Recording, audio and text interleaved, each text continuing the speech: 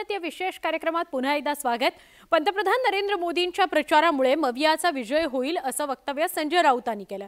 पराभवाच्या दृष्टिकोनातून भाजपचं शक्ती प्रदर्शन सुरू असल्याचं संजय राऊत म्हणतात। तर संजय राऊतांच्या टीकेची भाजपने खिल्ली उडवलेली आहे। निकालानंतर विरोधकांचे डोळे पांढरे होतील असा टोला भाजपने लगावला।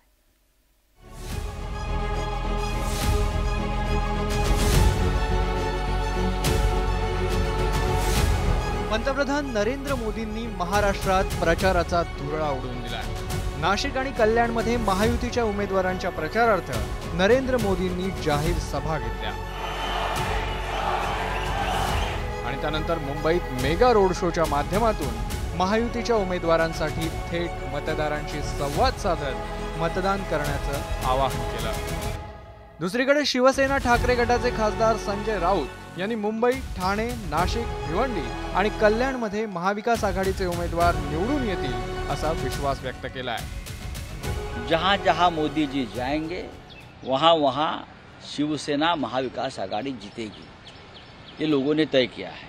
आप यहाँ आज है, यहाँ बीजेपी हार रही है।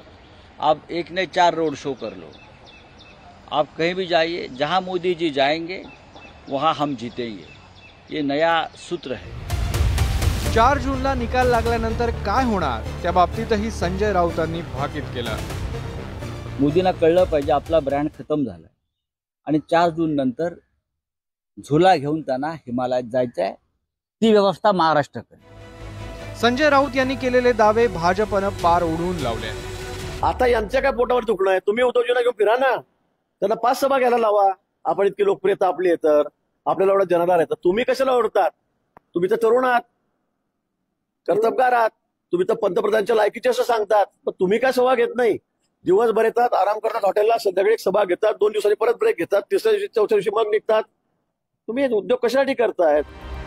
पंतप्रधान नरेंद्र मोदींच्या महाराष्ट्र दौऱ्यामुळे 5व्या टप्प्यातील निवडणुकीचा प्रचार शिगेला पोहोचलाय।